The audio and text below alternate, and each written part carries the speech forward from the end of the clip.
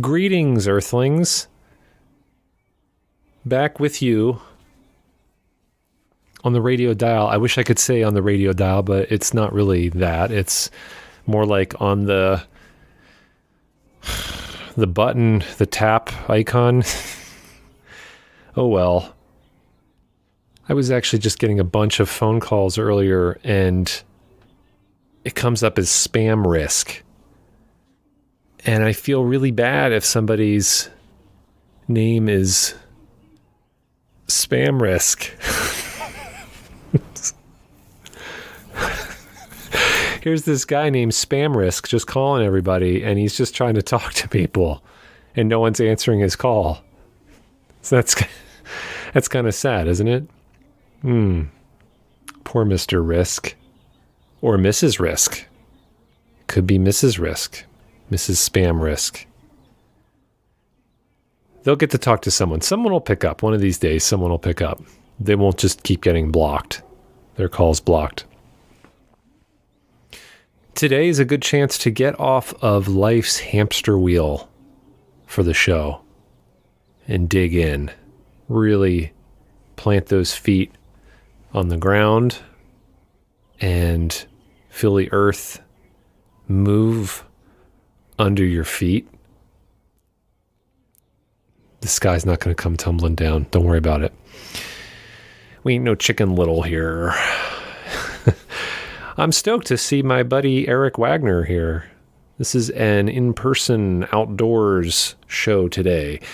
And I love those. Not that I haven't enjoyed all the computer sessions I've been getting with my buddies doing the show.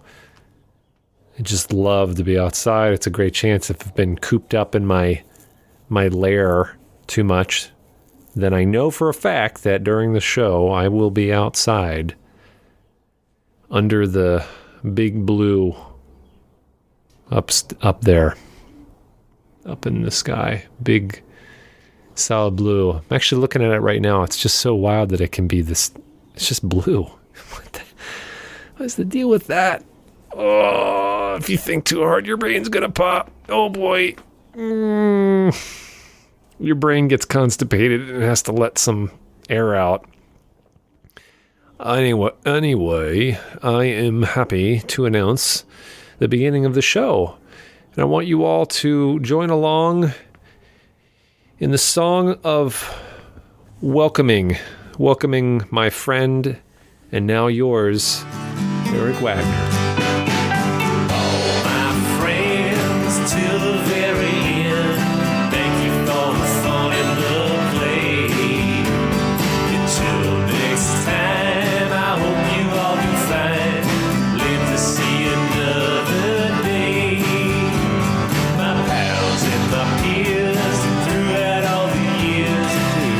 Let's make some music, Bradford. That's what we're here for, right? A jam session.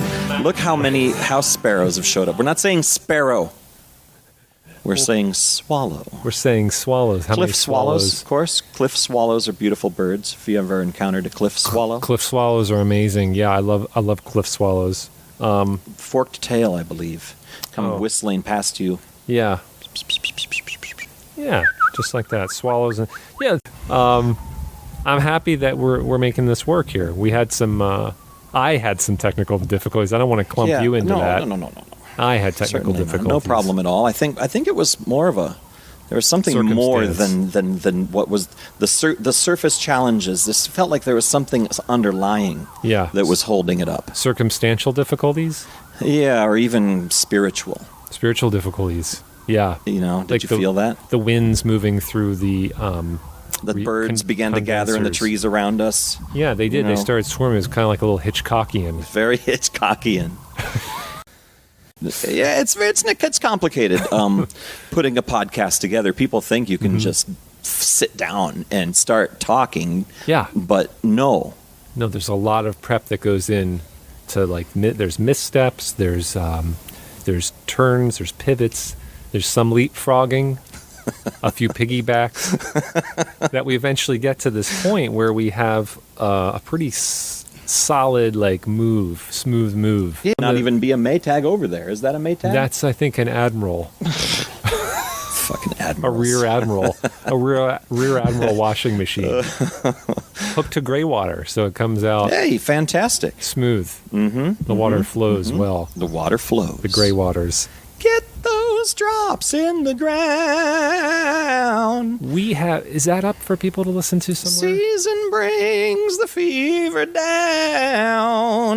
Get those drops in the ground. What Eric is referencing right now is a song that he wrote that I helped produce about rainwater harvesting. Yes. And it's kind of an epic Zeppelin-ish something, isn't it? Some 70s rocker, I would say. Like with some other King mixes. Crimson overtones. Yeah. That's a fun one. Well, good luck finding that, everybody. 7 minutes of get those drops in the ground, people. Oh, my gosh. Well, I don't know does anybody talk about that? Have you had permaculture people on yet? You ought to get one of them on here. Well, so you're here, and that's what we're going to talk about right now. It's one of the things we can talk about. So you just signed yourself up, my friend, to launch into some permaculture. Permaculture? Permy. Get those drops in the ground, people. You're just basically giving the earth a perm. Yeah, permanently. Man, we have a lot to cover. We have the 3 Ps. They cut right through the... Permaculture, puppetry... I don't know. Primitive.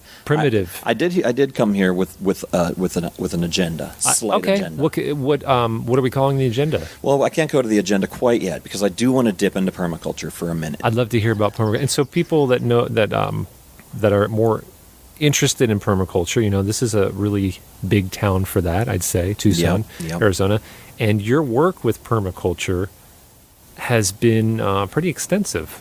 Tell me about it. Got to say Brad Lancaster. You got to say that name. Brad Lancaster. Block away. Lives a block away. Saw him this morning. Yep. Loves getting those drops in the ground. In fact, paid us commissioned us to create a song for his fantastic website that you can never see. I should probably know it. Like Brad Lancaster. Put in Brad Lancaster. Put in Brad Lancaster rainwater harvesting. He is definitely Tucson famous. I would even say slightly famous. I think famous. The face of permaculture in the Southwest for sure. Wrote the 3 definitive books on it. Permaculture is all about making a landscape a regenerative force in your community instead of a degenerative one. Yeah. And the most obvious thing here in the Southwest is the use of water. Yeah. And we talk about all the water that enters a property, either through the city pipes or from the sky above, and get those drops in the ground. You want as much water to stay on that property as you can. And it's pretty simple to catch all your rainwater. You can put a lot of basins in the ground and plant trees to help infiltrate the water that sits in those basins. You can catch the water off your roof in big cisterns, as many people do. But you can also catch the city water that's coming onto your property by not letting it leave through the sewer, and instead putting your laundry onto the plants, which is what a treat, just moving the hose around to the various free water. It's free water. And I bathe outside. I have a bathhouse. We do a shower here. I took a shower this morning out here. For me, it's been every shower for 10 years. Whoa, really? Which is a lot of showers. And I'm winter, too. Smelly person. Yeah, I do have... You're a smelly ape. Yes. I have to bathe often, Bradford. Like, how many times a day would that be? Oh, I don't know. Sometimes I only bathe the upper half. Let's just say you've got some big sycamores in your yard, and you got to do some heavy-duty bathing. So bathwater is an obvious one because that's not dirty. That's like the cleanest, gray water. And then there's your laundry water. And people, there's all kinds of people deal with all these different things. It's like shower water, and bathwater is like kind of like beige water. Yeah. And then there's brown water. Then there's brown water from the kitchen sink. Then there's black water from the sewer. And the black water from the sewer, but that's just the sewer water that has feces in it, not pee. You can pee outside. You can pee outside. We pee outside a lot. I pee outside. I pee outside so much, Bradford. which So was much. another song we recorded that wasn't commissioned. That was for fun. Yes. That's another whole part of you get into this discussion of permaculture, you can go forever, but also the feces. I'm sorry if people are offended or who Are you listens to offended this. by that? Do you get this. scared when I say poop and feces? Poop. You know what? People might just like get a little uncomfortable, but that's fine. Yeah. Well, I think people should be scared of poop because you want to keep it away from your water and food sources, Yes. and you have to deal with it, right? Yeah. And rather than making those hard, like a little more work for yourself, 200 years ago, everybody started shitting inside in a bowl of water, and it became a class issue, right? Yeah. Do you have an indoor toilet? Oh, the Johnsons have Yeah. an indoor toilet. Yeah. I mean, this is all just sort of logical, but there's definitely going to be that 10 years where every house now has an indoor toilet, of course. Right. And now my mother, for example, would not dream of using an outhouse. That's like what the poor people did when she was a kid. Yeah. And so it's this weird, but in any case, it's often said in permaculture that we're turning problems into solutions, not just eliminating problems. So, for example, crapping in a composting toilet. Yeah. Don't waste your paste. That's it. Give your hungry plants a taste, right? Don't drown your brown, Bradford. Humanure. Yes. Humanure. It just fits into that permaculture philosophy. Yeah. I mean, to me, how much water you're saving, how much that it does break down, takes some time, but it breaks down. It makes fantastic fertilizer when done fertilizer. right. Yeah. Yep. Yeah. Yeah. I mean, I know folks that have done that for years, and that's their only, Yes. potty. And that's just, yeah, it's really admirable to see how much they're not wasting. Everything goes back to the earth, and that's obviously you can't necessarily do that in some areas of the country, right? Some major cities. We're fortunate that we're in a place that you can do that kind of business. You can do your business. Yes. You can go number 2. You can have a real good number 2. If you are what you eat, take some pride in what you excrete. This is all from the song. So this is something as permaculture. Obviously, the water, the not wasting the water, and then finding ways. It's not just in the desert, just right. This is everywhere. Yeah, Bill Mollison, sort of the father, maybe the grandfather of permaculture in Australia, which was at the same latitude south as we are north. We're at about 32 degrees latitude, and so there's a band south of the equator that is similar to the Sonoran Desert, and that's where he started his was the birth of permaculture or whatever. So to me, it's always been a bit of a drylands approach. Yeah.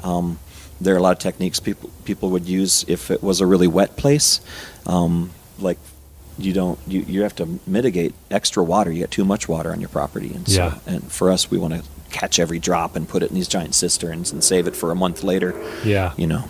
Yeah. Yeah, it's really important here, especially when there's not as much rain. And you can do this in other parts of the country. And yeah, you bet you could. I suppose you could. Yeah. Are there other parts of the country? Do people listen? Are there people out there in Topanga right now listening to this podcast, Bradford? Is that feasible? If you're in Topanga right now, please reach out and let me know. Yeah, send me a text. My phone number is... There's some people listening... What's your phone number, Bradford? 555 5555. I think we have some listeners now in the U.S. There's some actually. There's 4 or 5 4 people. or 5. There's some folks that are loving listening it. In loving every second. Japan, Don't you kid yourself. Japan, Canada, and Europe. There's a few. There's some now. So that's cool. All right. Thanks for listening, everyone. As far as your work specifically, you also teach this, right? You teach to kids how to permaculture. Yes. For a living, I'm a seventh grade science teacher. Yeah. For a living. I got lucky this year. There is an opportunity to teach permaculture to kids, and who knows? You plant a seed and see what happens. It's really serious. It's a funny job. That bird just took both of us a little for a it took us for a little ride. ride there. Woodpecker Yeah, over there.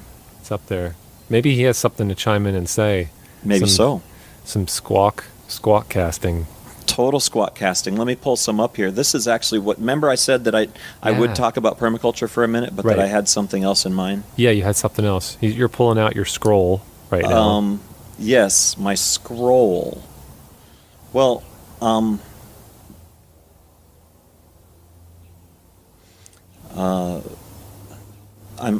I'm doing, ladies and gentlemen, is bringing up my. He's bringing up my digital birds. Yeah, the digital bird world. And it actually works. Can you hear that out there on the podcast? It's the Gila woodpecker. It's not the call I was looking for. I'm Bring it a little closer to your mic. Not great at this, but in Tucson we can call in several birds with their calls, and some of them are really predictable.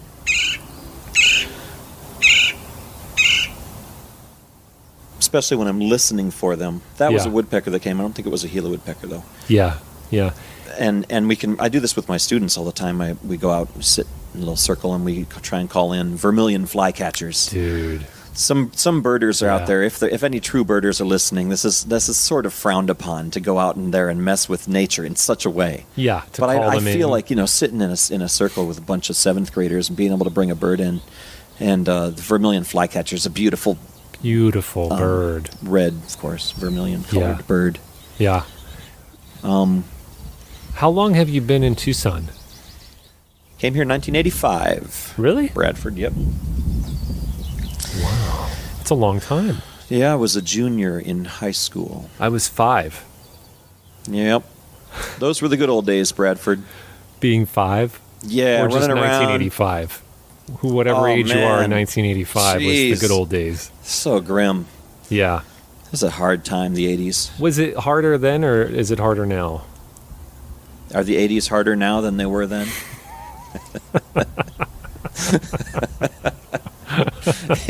That's a good point. Yeah, at the time it was fun, but now you kind of cringe when you look back. Well, this is something that's a thread that I want to keep weaving through these shows, is the pre-internet age. And what that was like for us. Yeah. You say grim, but was it fun? Was it fun? Do you have a way that you can look right now and think, wow, it just wasn't, things weren't as rushed and busy and fast-paced. We had more time. Did we have more time? Was that I don't know. I think we just filled it up with other stuff instead of screens. Mm-hmm. I I watched a lot of TV. Yeah, absolutely. And commercials. I haven't watched a commercial in 20 years, it feels really? Like a commercial comes on TV and I'm like, ugh, because it's all streaming. I'm just watching movies on Amazon or Netflix or. We have an antenna, so we'll watch some of the local channels that come in. The antenna and with proper commercials and stuff. Yeah, and I have to kind of watch because I do commercial work, so it's actually research. I have to watch those and see what's going on. Hey, what is this person doing? And Bradford never has a second cup at our house.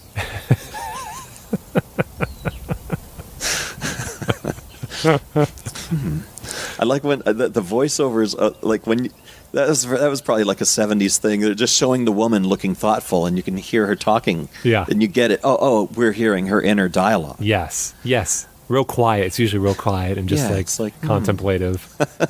Never have another cup. I wonder what he's thinking right now.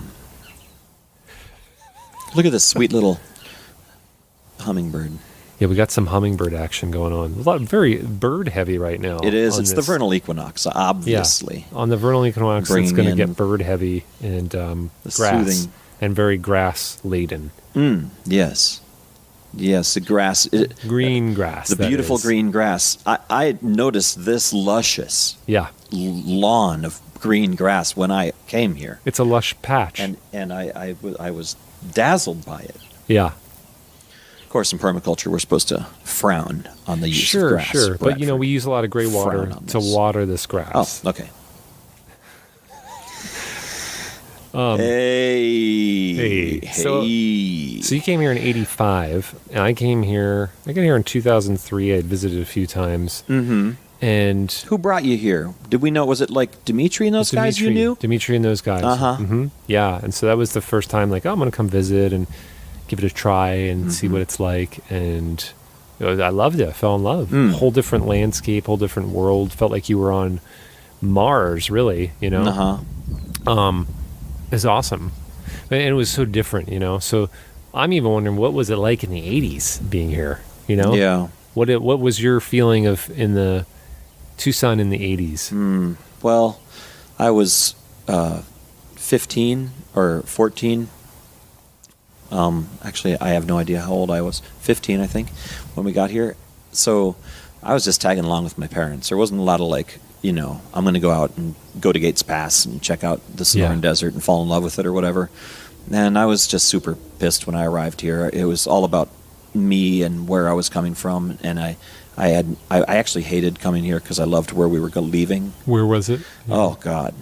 Well, it was Cincinnati, Ohio. Oh. Which now I do not like. But at the time, I had my best friends. Sure. And everything. Yeah. It's actually a terrible and personal, tragic story that is not super fun to tell, honestly. Should I poke at it to really I don't know. Is this a therapy session? Do people use this for therapy?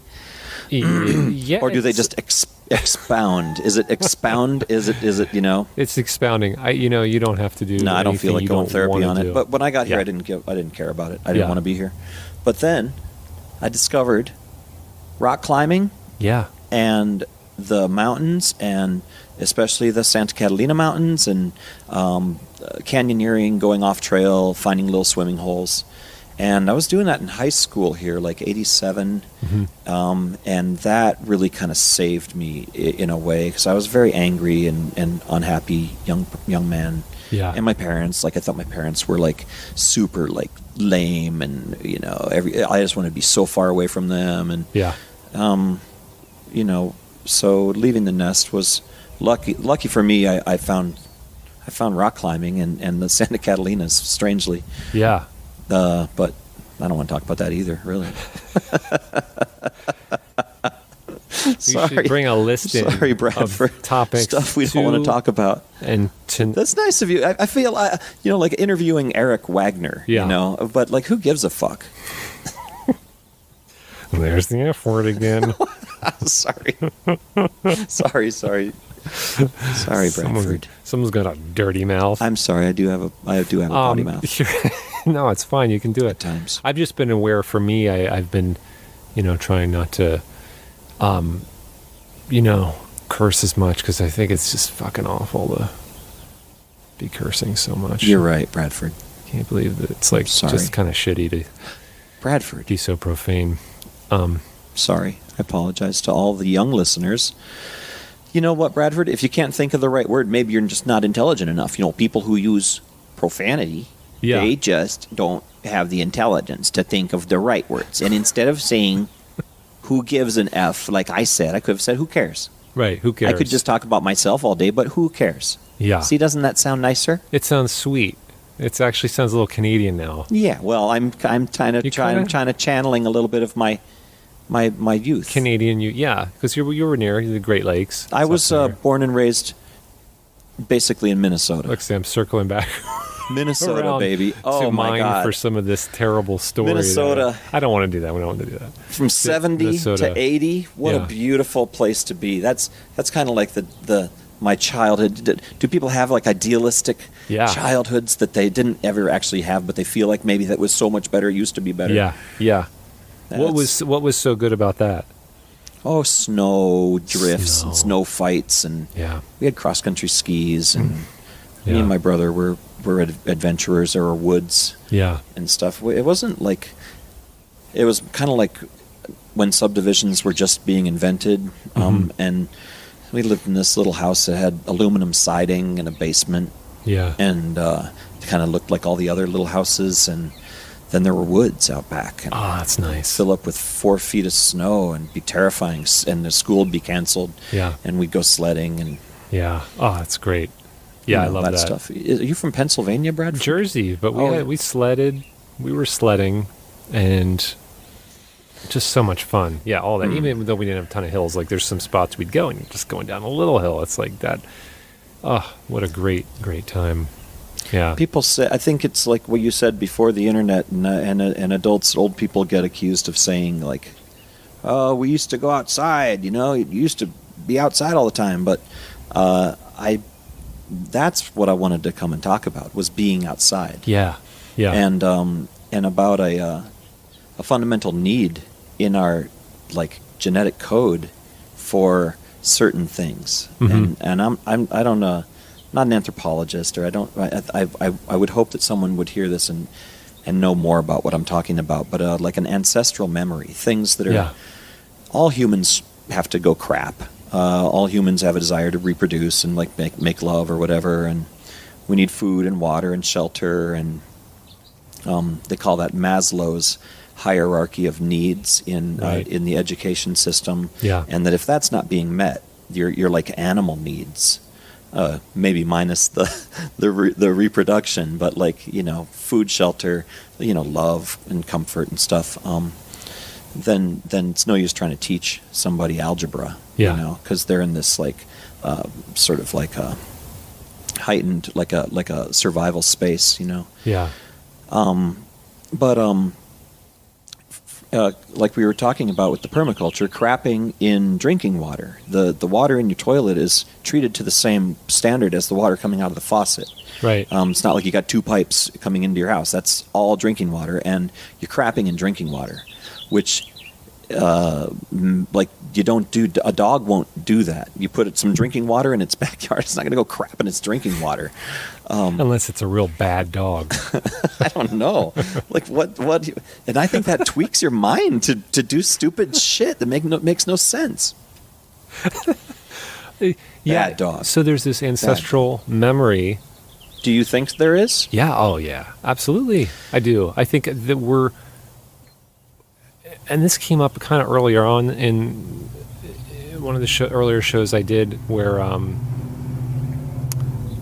won't get into who I was really reading at the time and all that, the content, but basically these primal urges that we have, and like we're kind of far away from that right now, except when we are out in nature, right? We feel most of us, I think, feel really good when we're in nature, and being outside feels really good, getting out of the box, out of the box thinking, like I'm in the box a lot of the time here. Yeah. And pointing to my house. And so when we're out here, doing these shows out here feels amazing. It feels so great. Like breathing fresh air and hear the birds, feel the wind, the sun, all these things that are just so deep within our the memory, the cell memory. Right? Yeah. I mean, like, I know you follow this thinking, and you live your life by that. I know you like it seems to me one of your priorities and what's really important in life is getting out into nature, going out camping, being outside, hikes, right? Yeah. Yeah, for sure. Yeah. Have recently been teaching myself to be a bow hunter. Oh, really? Yeah. Wow. Which is a step too far for some of my friends, or something that's the kind of thing you only reveal to a certain audience. Sure. Not, for example, like on a podcast. Not like to all the people listening. All my vegetarian friends, and even vegan friends, and everything else. Yeah. But I contend that if people ate only the food they themselves killed, or if they ate only the meat, if people ate only the meat they killed themselves, that would solve world hunger too. Yeah. Of course, there's other issues of regulation and of species, and some hunters are total assholes who are just killing for sport and for everything else. But for me, keeping it with the bow evens the playing field a bit. Yeah. And it is shocking how much more in touch I am as a hunter with what's going on in the woods than as a hiker. And when I go hiking with people, they talk all the time. And I love my hiking companions, but they do that because they're unwinding. Yeah. And they're like spitting out all the society, talking about what their boss or whatever. But and after a while, it slows down, and now they've kind of spit it all out, you know. And then there are these moments toward the end of the hike where everybody's just sitting there quietly, you know. Yeah. But when I'm out hunting javelina, I'm walking quietly, not making one sound. I'm alone. Yeah. And then I sit in the bushes for 6 hours, you know, on a trail where I know they're going, and I hope.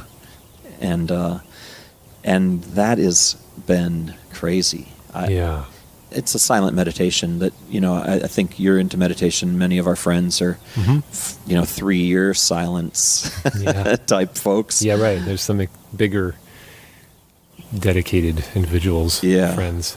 Yeah. So that's been what I've been doing. I brought the laptop because I wanted to show you my videos from the hidden camera, the game camera. Oh yeah. And I'm not going to break it out, but it's been a thing for me. I've been exploring the Sonoran Desert, especially for forever, for a really long time, and it's rare to see a mountain lion, you know, or a badger, or even a rattlesnake. I mean, you know, once a year, a few rattlesnakes. Yeah, if I've probably seen 5 in the wild. I've been here, you know, many years. Yeah. But I know they're out there, right? Yeah. And it kind of it heightens your hike, even if you don't see them, because you know you're always kind of looking and whatever. Yeah. Well, the putting out the game cam, where I find a trail and maybe a water source, like a little spring, and then leaving for a week. Yeah. And then going back is just been really eye-opening. Yeah. Because there's so much wildlife. Yeah. And humans are so obnoxious that, like, the mountain lion heard you coming a mile ago. Yeah. You know, there's zero chance you're going to see this mountain lion. The mountain lion's not coming up to us and saying, "Hey, I'm walking here." No, certainly not. Absolutely not. The closest I've been for a mountain lion encounter is smelling cat pee. Oh, yeah. And knowing that it was a mountain lion. Like out in, I think, Madera Canyon, we were out at one point, and it gets a little chill. Yeah. Or just thinking you're out, and when you're far enough out that you realize, oh, if I ran into something right now, it would freak out. Yeah. I'd have a freak out. So I'm not going to whop it on the nose or something, you know, and run. No. I don't know. I guess I would have to. I don't know if someone told me that once. I remember they said, if you ever get... Fight them off, bro. It's the kind of thing that if I was there... mountain lions with their bare hands. Wow. Jesus. I have to look that up on the interwebs. Okay, we'll have to cross-reference that. I put my cam up, this is a few months ago, and it always records me. Like, you turn it on and close it, and then you're adjusting it, and it's always got you, and it's time-stamped. And it also tells, like, the weather at the time and the moon phase. Right? Yeah. And I got one. I'd set up the cam probably 6 o'clock p.m. Yeah. And then left and came back a week later and picked it up, and at 7:30 there's a big mountain lion on it. Whoa. And so he was like there. He was within, you know, a mile of me. Huh. And then, like, you know, I've just got so much crazy stuff on there. I got a gray fox with a little mouse in its jaws. Whoa. Having just like... Well, this is wild, too, because this is literally just within the frame of your camera. Yeah. So what else is happening outside of that frame? And javelina, it makes me feel... That's another thing. You know, wildcrafting and harvesting the desert is a huge thing here. Yeah. Of course, you guys do some of that, or quite a lot. And then Brad and Rod do the mesquite milling. Yeah. So people around these parts harvest their mesquite beans, and then there are these big milling events where we mill the beans and make it into mesquite flour, and people harvest saguaro fruit. Yeah, which is just to interject that one there, like, for people that know, the big saguaro is the traditional, you know, cartoon cactus, and once a year, the hottest point of the summer, this bright magenta fruit grows at the top, very, very top of the saguaro cactus, mature saguaros, and traditionally the native people would have this ceremony, right, where they knock it off with saguaro ribs. Yeah, the And- kuit pot. That's you're talking some A'atam stuff. I love the Tahana A'atam people, Yeah. the T.O. Yeah. tribe here. Yeah, they have a whole. Their culture is revolved around harvesting from the desert, and the saguaro harvest was a big part. They call that fruit the baitach. It's the baitach harvest, and they're these big camps. What does that mean? Is there? That's the name of the fruit. Yeah. The baitach. Yeah, and it's incredible fruit. I mean, Super tasty. it's like maybe the most. I've never seen anything like it color-wise. Yeah, It's you like don't have to purple, do anything magenta. to it. You just eat it. It's like candy, sesame, like candy. Oh yeah, and those seeds are really like high in protein and Yeah. super good for you. And It's amazing stuff. anyway, Yum. so I've been thinking like, well, the javelina are out there too. Mhm. Like nobody has to water them or feed them, Yeah. and they are in abundance. Hmm. And so I got to thinking like I should harvest one of them. Wow. And I've been trying for almost 2 years, and I haven't got one yet. But Wow. it's been a return to the. What are people supposed to be doing? You're not supposed to go get your meat from the supermarket where you were so disconnected. I mean, Yeah. not you, I mean, people in Yeah. general, myself included. I mean, I'm disconnected from my go and buy whatever. buy meat from Safeway. You Mhm. know, where did this chicken come from? Who Yeah. killed it? And it just becomes this kind of like, I don't know. It's a disconnect from Yes. from the old ways, even from 100 years ago, Yeah. when you like knew the butcher and the butcher knew the people, Mhm. or something. Yeah. It's interesting. So really just wanting to connect more to your environment, right? I mean, it's just how important it is. Yeah, Connecting be to- more of an animal and Yeah. less of a man. Uh-huh. Yeah. I'm animal. Whoa, I think like we- Hall and Oates, Like Hall and Oates. dude. I'm going to pivot. Well, pivot. You, Go for it. I want to talk about when I met you in the era of Tucson. Mm-hmm. So what I did, folks, is I just watched his body language to see where we're heading. Where are we going with this? I just Where wanted to are see we what's going? going to happen when I say that era, and then there's a sigh of kind of relief and trepidation. Like, okay, we're going to just do this. and Well, my friend Charles, there are a bunch of names associated with this era that you're talking about, and it probably and you're does. allowed to say full names with their bank account numbers. Oh yeah, I'm routing going for numbers. it. Yeah, Absolutely. yeah, And invariably not mention some people. yeah. But Tucson had kind of this arts surge, and of course it's had dozens for a long time. Tucson continuously occupied for 10,000 years. I've heard this number thrown around. That might be me just pulling that out of I've my heard butt. it too. Yeah, but that's because it's oldest inhabited. continuously inhabited spot in the continental U.S. There you go. Yeah. It used to have rivers year round and a beautiful verdant valley. Yeah. And of course, we put wells into the aquifer by the hundreds. I believe there's almost 300 in Tucson now. And even with the water we pump out of the Colorado River by way of a 900-mile canal, sorry, bro. Sorry. We drank the aquifer. We drank and, the aquifer. and we lowered the water table, and the Right. rivers all dried up. Any case, used to be a very, very nice place to live. Still is wonderful. Sure. Here in this backyard. Yeah, it's good. Yes. Um, Only this backyard. This is the only nice place left.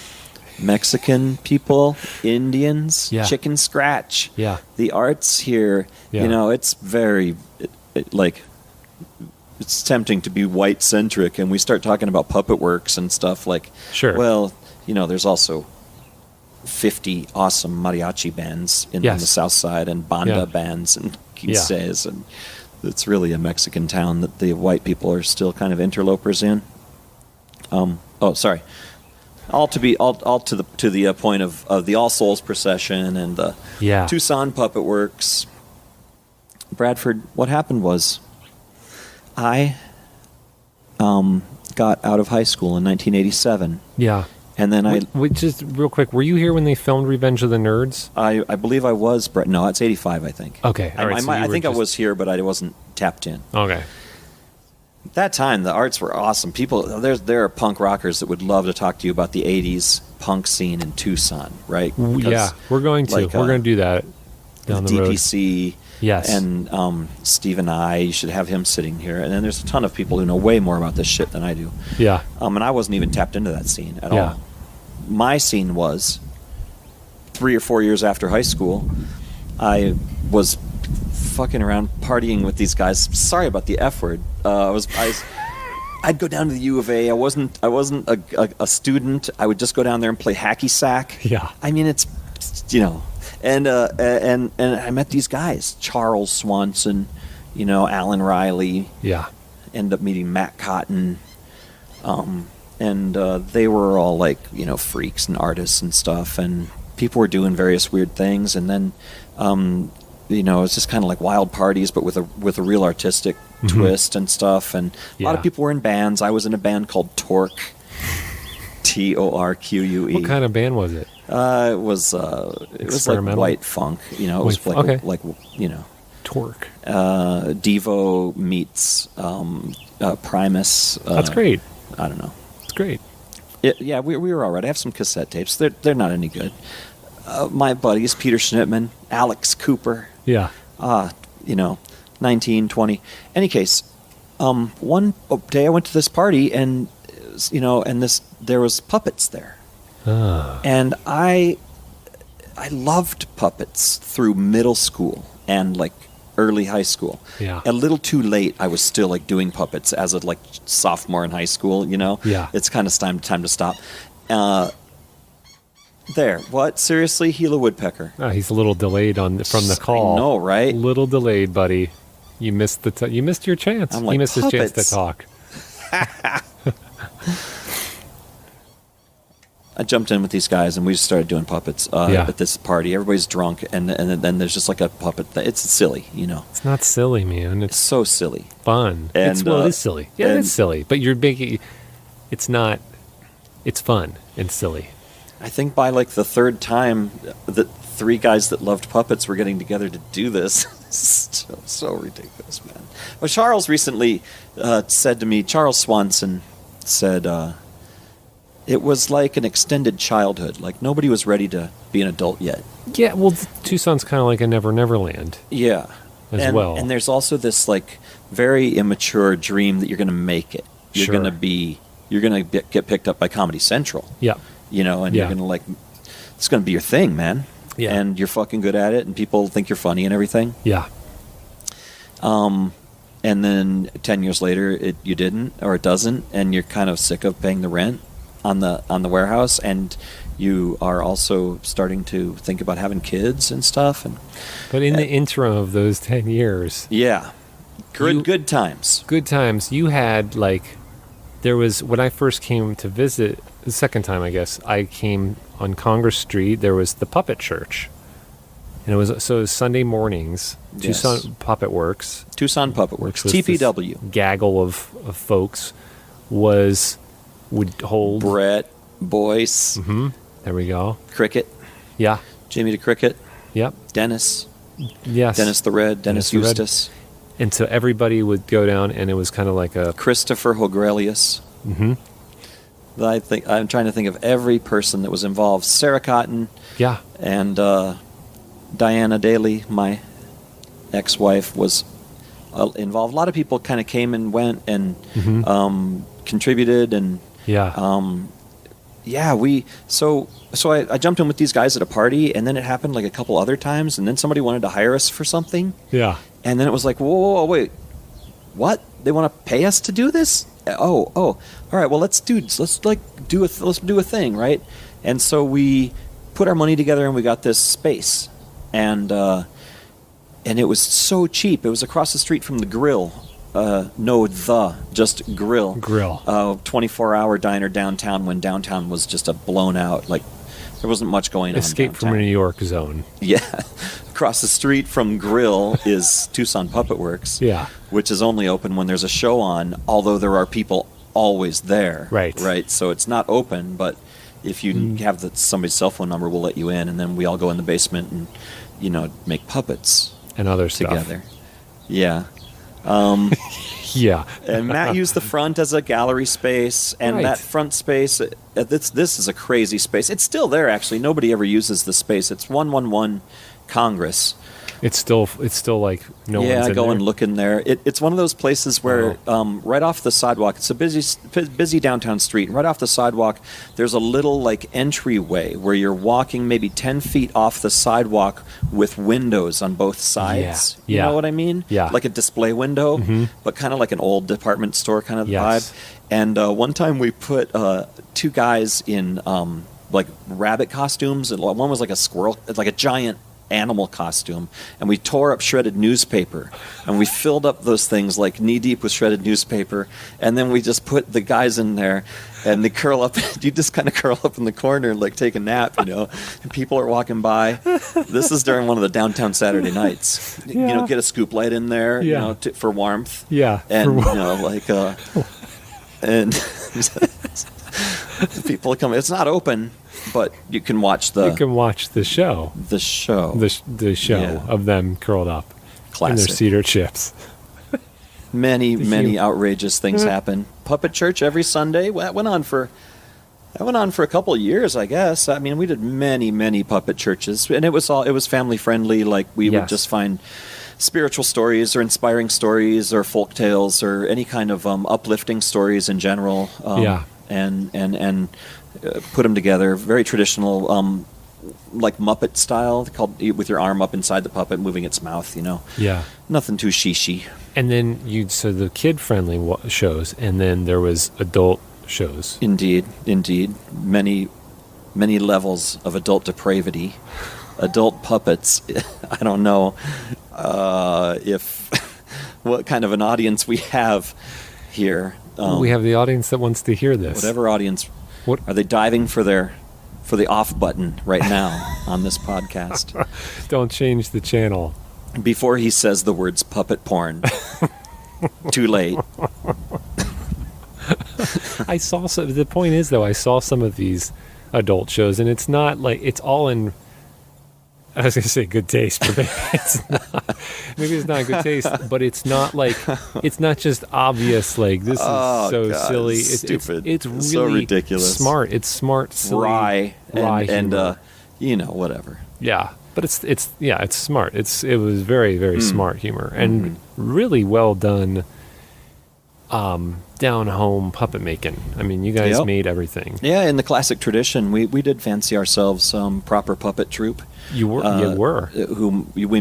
Proper puppet troops make their own puppets and write their own shows and handle all aspects of a production.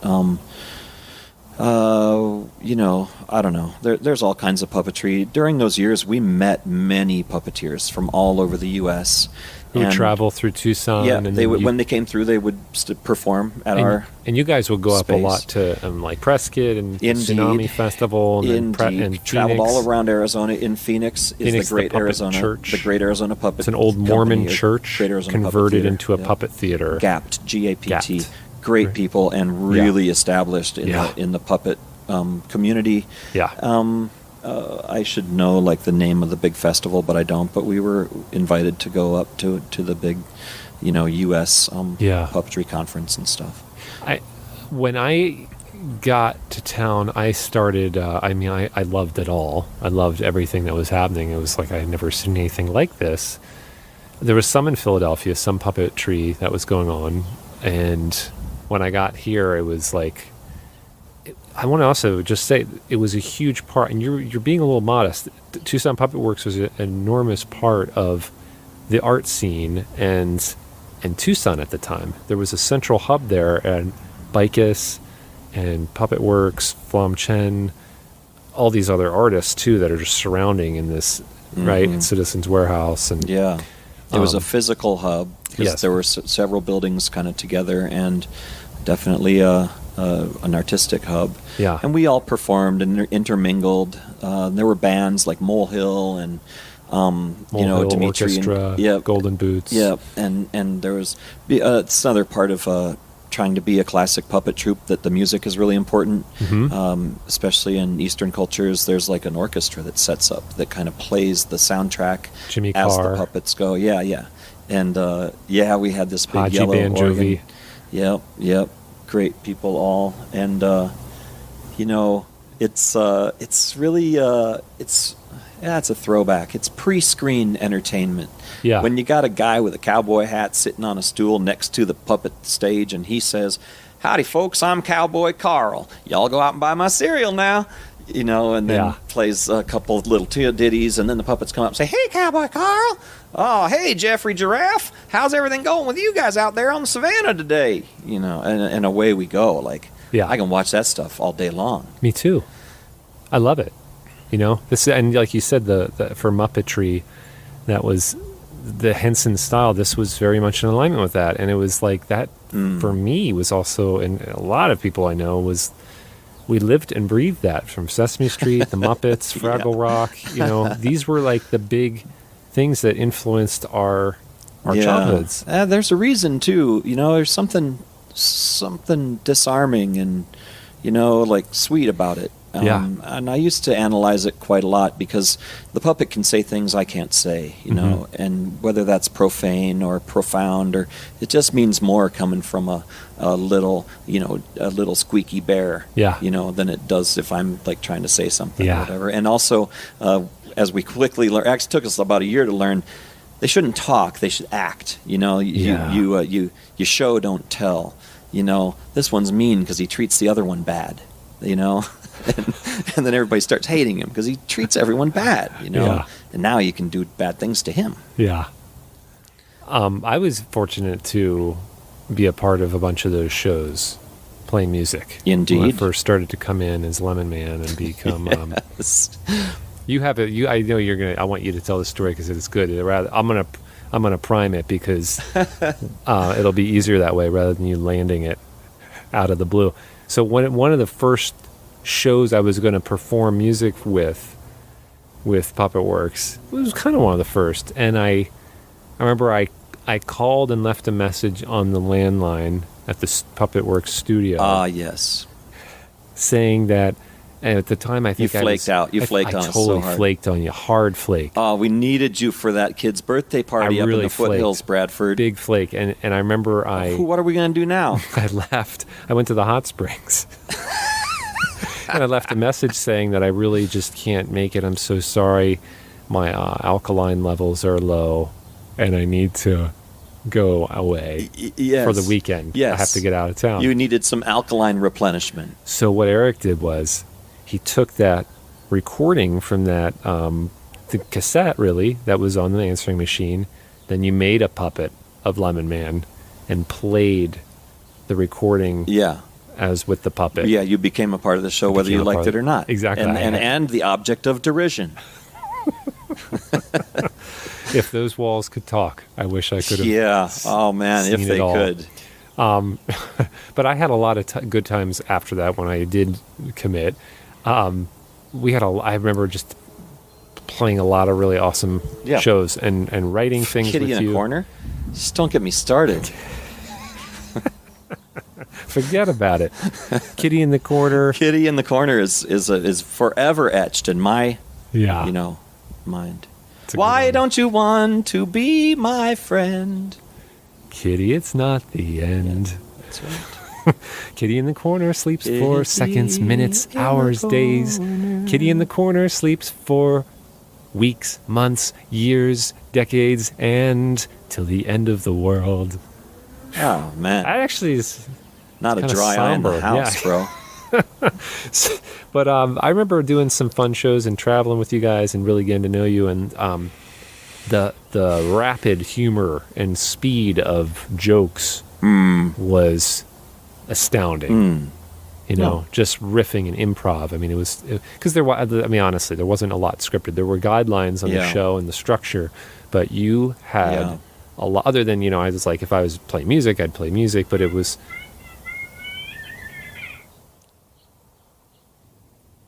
Yeah. Yep. So it was basically like major. Do you have any times during that period of puppetry that you feel like, is there any stories, memories that really stand out? Like, I was in this situation here doing puppets and I feared for my life.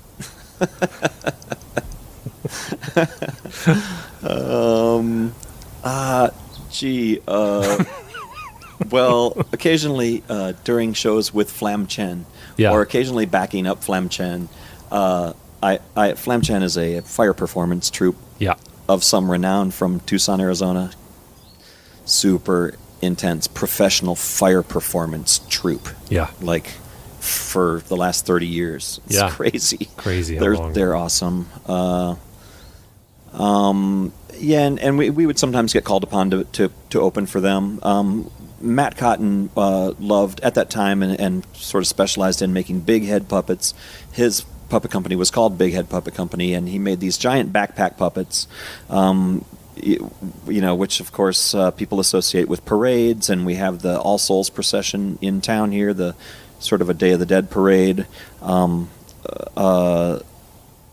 that used to happen. And you were and pivotal. will happen again. Puppet Works was pivotal in that. Like, We were a huge being part of that. huge Yeah, part. there was a big grant for that every year, actually, and then we would get like some money for it, and it would pay a couple months' rent. Yeah. And then we would devote those couple months to just preparing for the parade. Yeah. We probably did that for, 10 years? I don't know, for many years.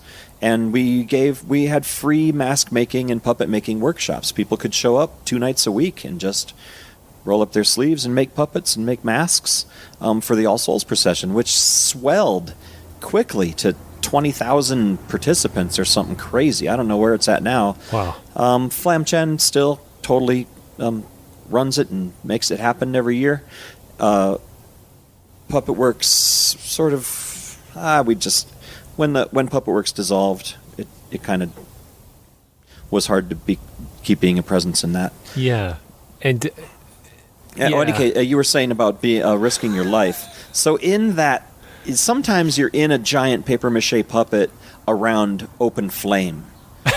Often in those years. yeah. And explosives, you Yeah. know, and weird Psychotropics.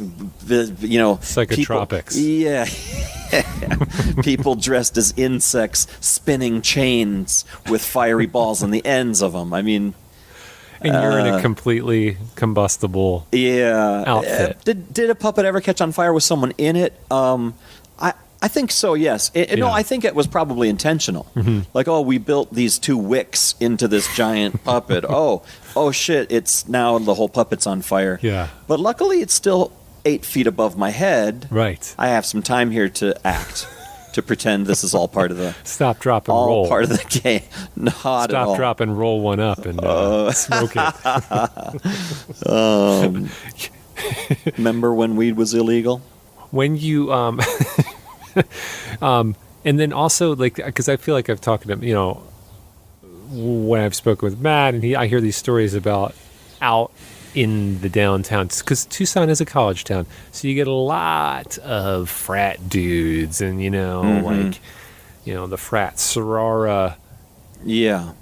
Oh yeah. Sorora creatures I've had numerous times. Busking on the street was always a part of our thing. We would Frattenstein. last time we were at the herb store. This is, I think, 3 or 4 years ago. Yeah. Just me and Matt set up kind of on the street. Yeah. And a couple of drunk meatheads. Yes. Stopped and wanted to fuck with the puppets, but Yes. but the puppets just belittled them. Just dissolved their bluster. Yeah. Yeah. By because a drunk person. Well, it's just like, I don't know if you watch Trailer Park Boys, but there's a puppet on Yeah. Trailer Park Boys called Conky. Yes. And the meathead, Ricky, he gets mad at Conky. He hates Conky. He doesn't ever put it together that it's Bubbles doing Conky. It's like our buddy Cricket got busted busking on the street by a cop, and the cop was arguing with the puppet. Oh, wow. Famously. Oh, man. That's Azul. Azul the puppet. Hey, Bub, I don't know what your problem is, Bub. We're just out here trying to make $1. Well, I'm telling you that you need to go. It wasn't in New Jersey. I just like to pretend all cops are from New Jersey. Right, yeah. Kind of are. You need to move along. Okay. Yeah. Well, how am I supposed to move along? I don't even have any legs.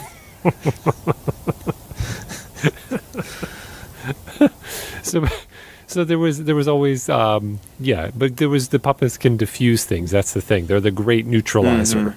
Mm-hmm. You were talking about taking it back to Henson. Yeah. And I would say take it back to Punch and Judy and back to Commedia dell'arte.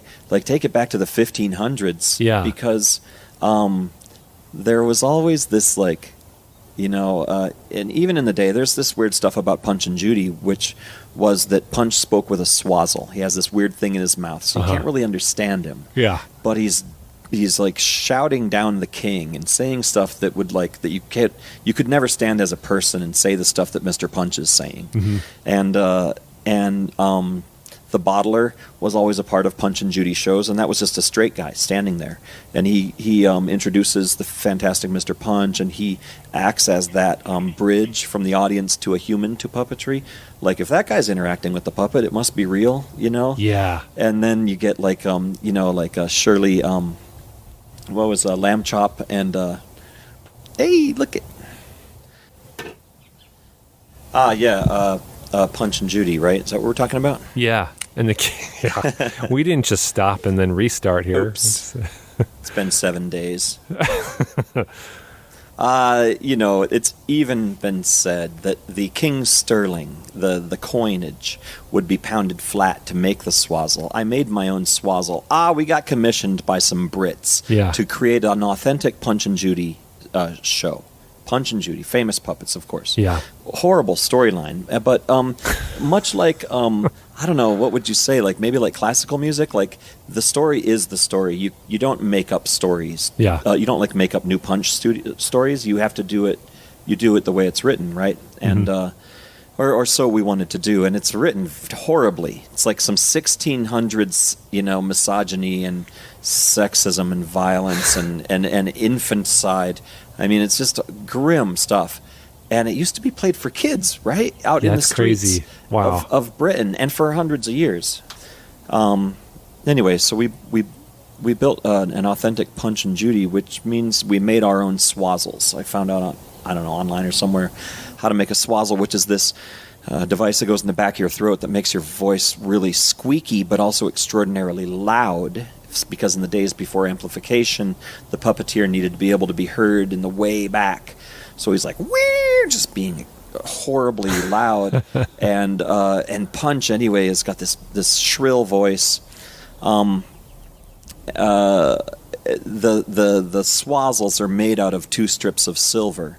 Silver because you swallow them occasionally. Everything has to be edible. So you make them out of silver and linen. And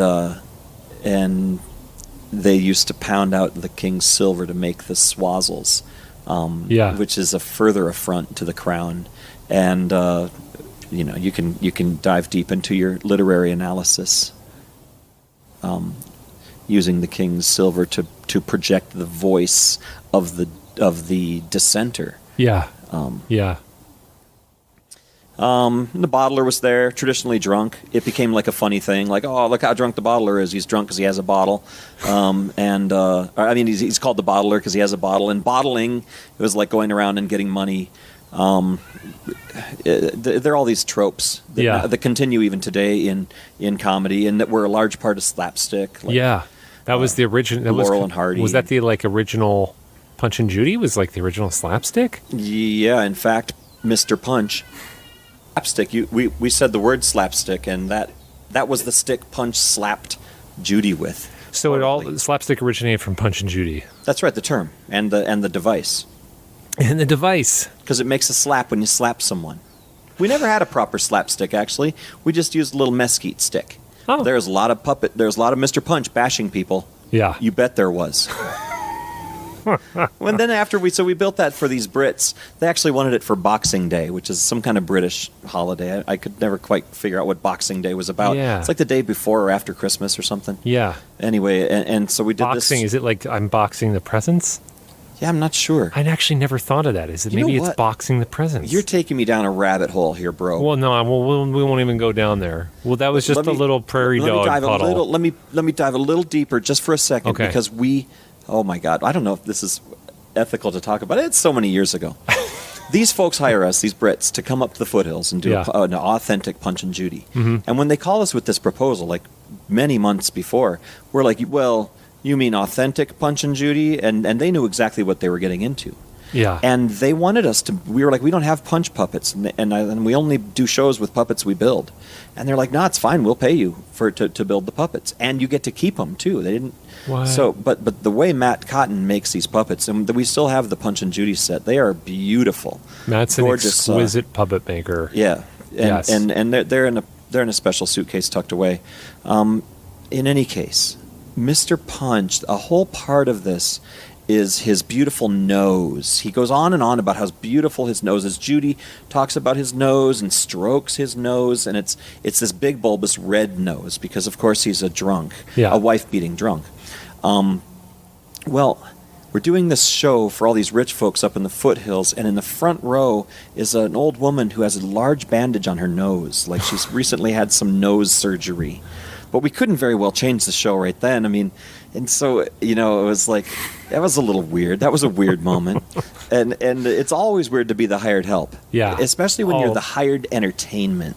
Because you sort of, there's a familiarity. Like, they want you to also give them the impression that you think they're cool because of how cool they think you are, even if you're a freaking puppeteer. Yeah. And it's just weird, man.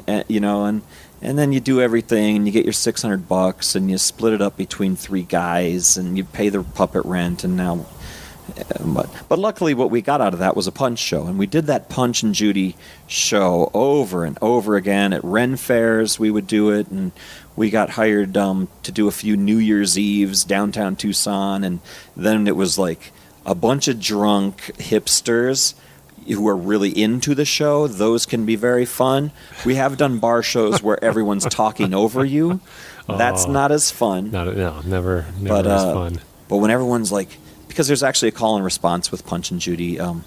Punch kills somebody and says, "That's the way you do it," and the whole audience is supposed to go, "Oh no, it isn't." And the bottler trains the audience in how to call and respond to certain things, and there's supposed to be some jeering. I think it's supposed to be like, look how awful Punch is, and it gives everyone an opportunity to say like, no, Mr. Punch, you shouldn't beat Judy with that stick. You're a bad man. Don't kill the baby. Yeah. And then Judy comes home and he's killed the baby. It's horrible. He kills the baby. And Judy comes home, and he tries to pass off the dead baby as if it's just sleeping. Yeah. And, what have you done? What's wrong with the baby? Nothing. He's sleeping. It's such a morbid show. Sleeping forever. Oh. What was the commentary at the time when this was made? Like 1600s, 1700s. Yeah. Well, all those characters, and a lot of it was based on Commedia dell'arte. Mm-hmm. Do you know about the Italian street theater, right? Yeah.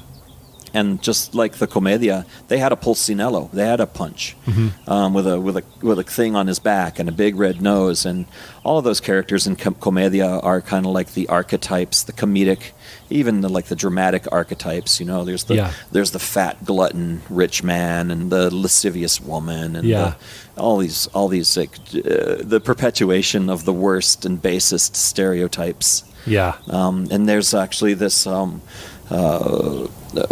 style called Lazzi, Lazzi, and Lazzi are short stories or short skits, like fat man eats too much, needs enema.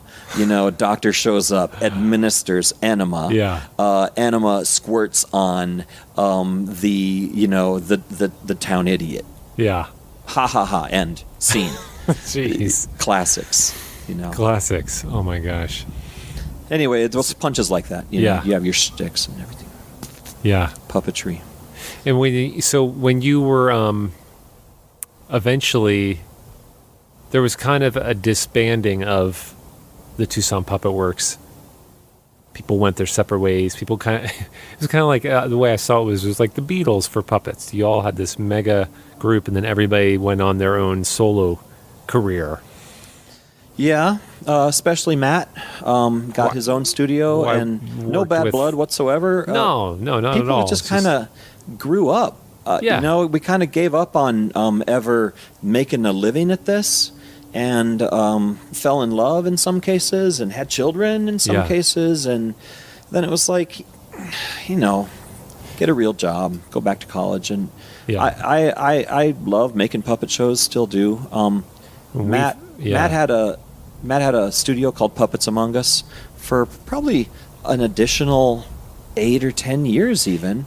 Just him. And me. Well, music. Oh, and you did a lot with Matt. You still do. I still do. Well, not recently, but we've, basically, I feel like I kind of was running along with the Puppet Works, and then when Matt went off, it was like, well, I just kind of committed and started doing, the amount of shows that we did just continuously, like you said, homes, libraries, schools. For me, just playing music with that, being the minstrel, was great. And then especially at the Puppets and Playhouse Theater, when Puppets Among Us had a physical location. It's great. Really nice theater. And that's where you and I and Matt created Winterland. Oh, yeah. Which I wish we were doing all the time. Well, we got it in the back pocket. That show's written, and the puppets exist. So They're out there. Anytime. Really great show. I loved making the music for that. It was a pretty epic show, too. Big. It was maybe one of the bigger shows, I would say. Ambitious. Ambitious, yes. Ambitious. And that was great. That was just awesome. Really nice theater, proper lighting, and it was great music, great puppets. I loved that show. Great music. And a lot of fun making do it again sometime. We'll see. It was a lot of fun working. That's the thing. I think doing these shows, for me, like what I love so much about it was the silliness, the childlike wonderment of creating these shows, and just loving the puppets, the puppetry that you and Matt were doing. Everybody was doing, but just specifically when we were working together, all of us, it was like that,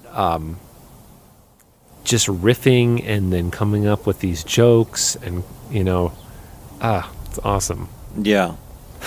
The hero's journey. Yes. How to write a proper story. Yeah. Those are things that we learned, and the concept of the puppet troupe is that you have to have a lot of different skills to pull something like that off. Somebody can be a great puppet maker, somebody else can write the stories, somebody else is better at actually performing and doing manipulation, and then you need a musician, and also puppets take up a lot of space. Mm-hmm. So you even now, Matt has a big shed in his backyard all full of backpack puppets and everything else, all the stuff that comes along with doing a live show. Yeah. Very much a live thing.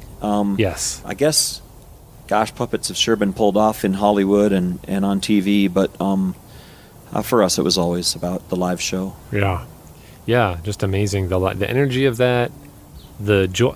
I always just think of the joy in people's faces and how much fun they have. Mm-hmm. Adults and kids alike. And that was the great thing. It was the way that you did puppetry, the dual enjoyment for the kids loving it, and then the jokes that would land for the adults. Classic.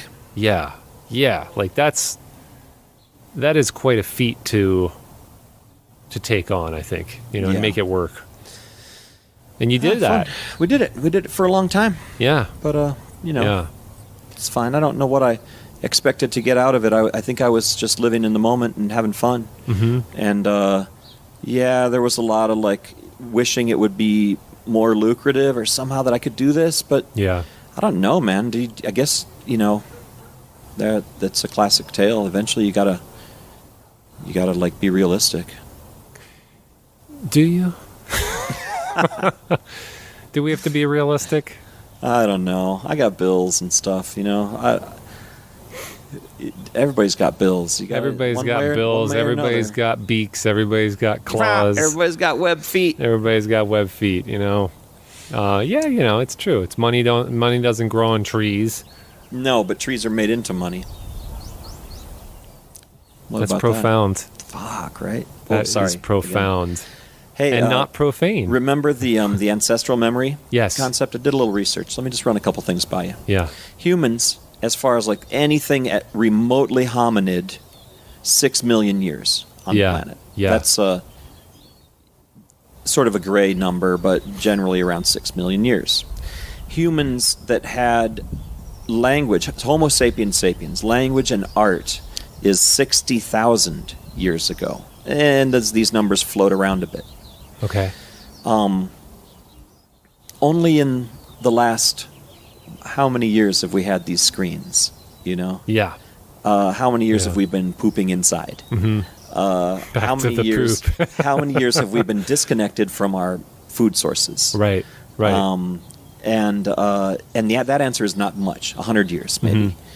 And so we've got this, if we take that long view of 60,000 years, which is when the oldest art and proof evidence of language, ritual, funerary, and all kinds of other evidence of ritual thought and stuff, we've only recently turned this blind eye to our animal selves, Yeah. Maybe puppets are a part of that somehow. Yeah. Or wildcrafting, or getting those drops in the ground, or peeing outside. And humans have a heavy hand on this planet, and it could be used for good. Mm-hmm. If we would just turn it, kind of. Instead of being a degenerative force on the planet, we can be a regenerative force, and it doesn't take that much. Yeah. Yeah, I always like to think about how you hear what people project for our future and where we're headed and kind of limited amounts of what's left. And I want to acknowledge that. I also want to just think about innovation and people that are thinking outside of the box, that, well, what is there, rather than, I guess, scarcity mentality, which I can definitely fall victim to in my life and what's going on, and yet, like, what is it that we can, I mean, people can pull things out of nothing, right? And things that we would never even realize that could be possible. So I think, what is it? What are those things now that we just aren't seeing yet that could be potential solutions and the regenerative forces? Yeah, I think there's an upwelling. I think I'm hopeful for it. Organic food and just everybody knows about this stuff. Some people are still resistant or whatever, but couple generations. Free energy. Right. And people would say, well, soon we're not going to have a choice. You're going to have to adopt these regenerative methods of living. Yeah. Any case, I'm hopeful for the future. So, shall I do the end? Should I do the outro? Are we ready for the outro yet? Oh, no. Here's a little song about a guy I know. It's Bradford Trojan Podcast. That swagger there is so good. I'm still wondering the 3 Ps. We kind of hit permaculture, puppetry, and paleo. Yeah, paleo. Paleo life. Paleo life. I always think the fun thing with paleo is there's so many. I mean, I don't know. I guess it's still really big, but as a dietary. Yeah, or just like dietary and lifestyle, which I can totally get behind. I'm like, yeah, you want to just eat like clean. You want to move your body. I don't know about the extremes of all that, but like. Anyway, a lot of products for paleo stuff is like coconut, it's all these coconut things. And so someone must be doing it, but I just think it would be really kind of cool to have like a whole brand line of caveman in like shades with like jam shorts on and with like just coconuts at the beach. Yeah. You know, caveman the at the Geico's beach. got this caveman guy. This some kind of Yeah, weird. but this would be like specifically like I'm eating coconuts. I'm a caveman Coconuts. coconut. Yeah, like on Yeah. the tropics and just like, yeah, you know. yeah. Oh, you should go for that. Are you looking for capital or Yes. is that what you're talking to me I about need right some now? skronk. Anyway, in the I bonk. brought this folder with some Oh, there it is. ideas. Look at that. That's a big folder. Yeah, You got it. just, That's packed with a lot of stuff in Just there. look through that. Talk to Amanda. Okay. See if you Here, I'll guys take want to that. come in. It's 4.5 the first year, and then bring it down to 3.7. Okay, that sounds good. I like those. Once we're point on board, differential once you there. guys really decide to come on board, Yeah. we'll do that. Well, we're not going to do the outro. We're never going to do the outro. I don't believe in goodbyes. You know, the paleo, the processed food. It's this thing, but like I don't need we shouldn't. Our bodies. Do you hear that sub bass? This is actually a perfect time to just Perfect time. There's the perfect thing with the sub bass is which is driving me nuts. This guy across the streets has coming. He has this kid. He has the sub bass on. It's crazy.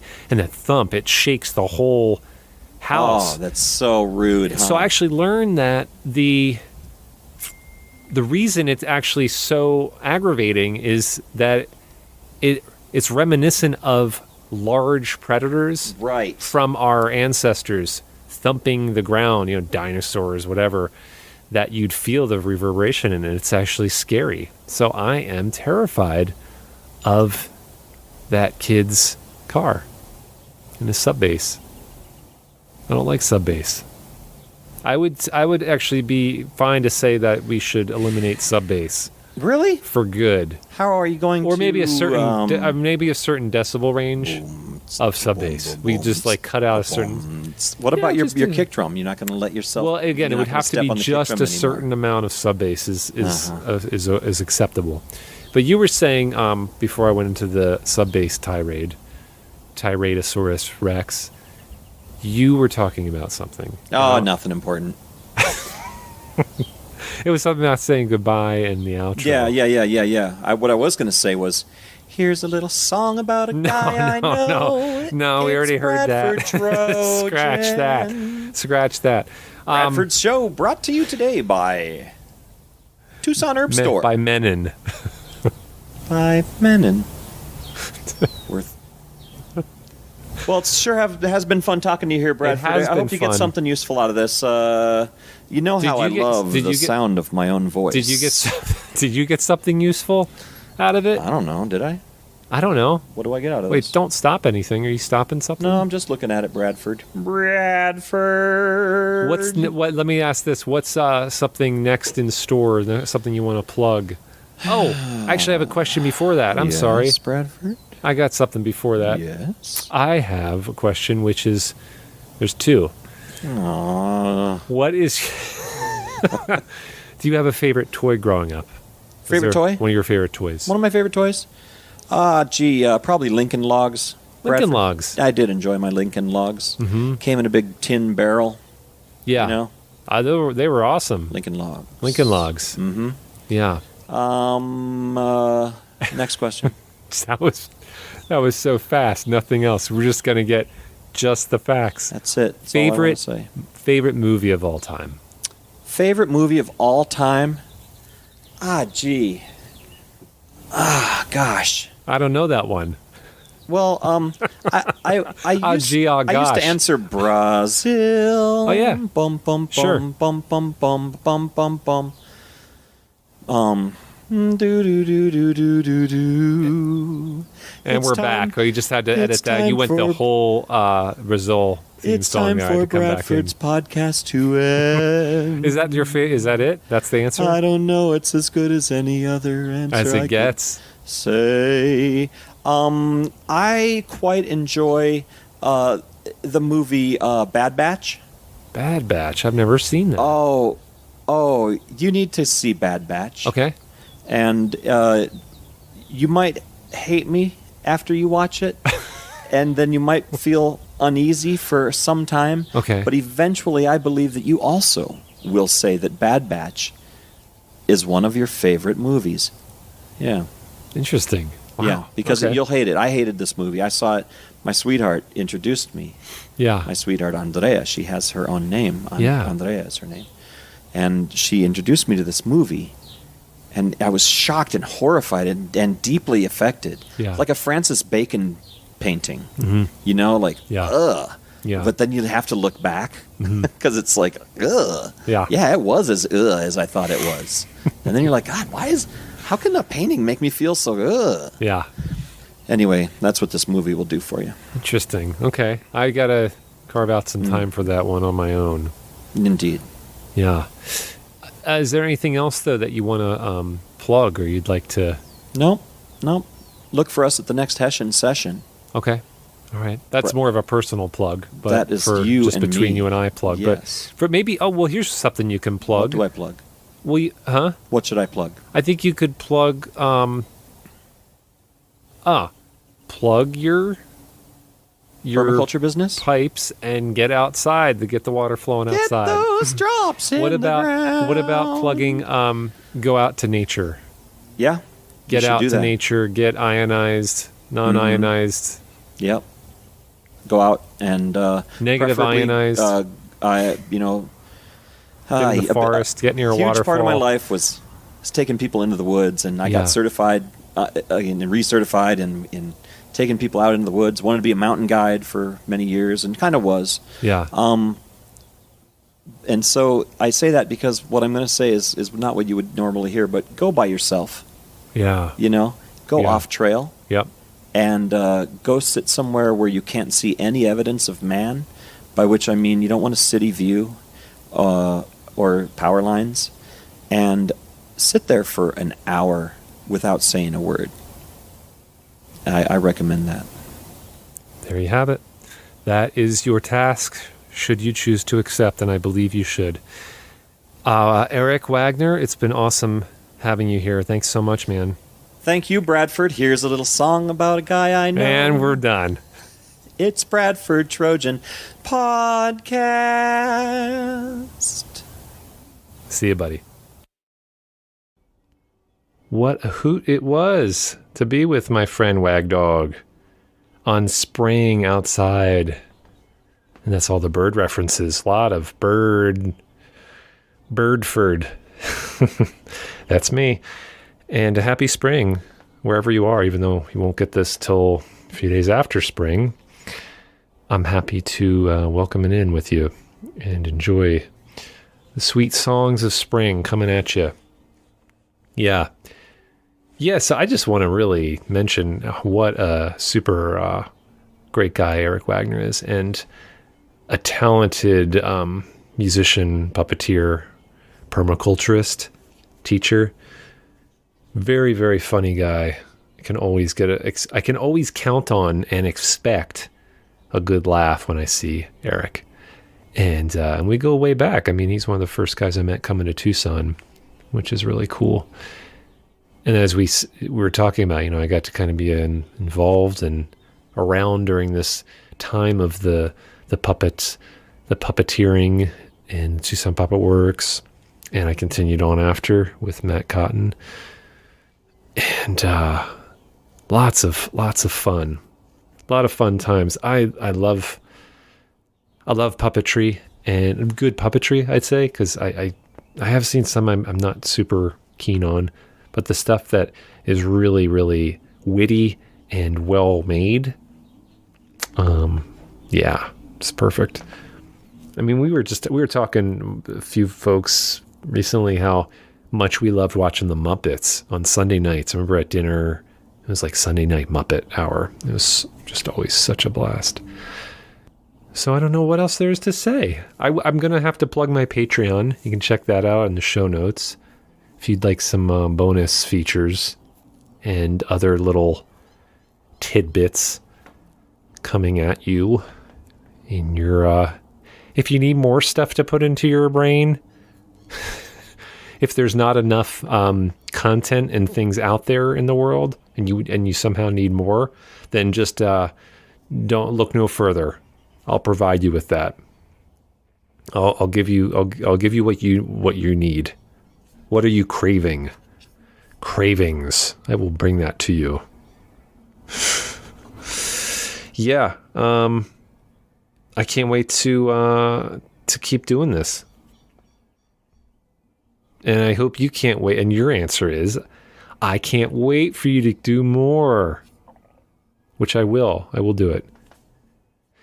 First and foremost, I do it because I'm enjoying doing these, and it's really good. It's good for me right now. It's really good for me to do it. And it helps. It helps a lot. Eases the pain. Yes. I will also put a link to that song that we did, Get Those Drops in the Ground. I'll find it and I will link to it. And you get to hear that epic song. So I'm going to bid you adieu, and I will see you on the next round. Bye, my friends.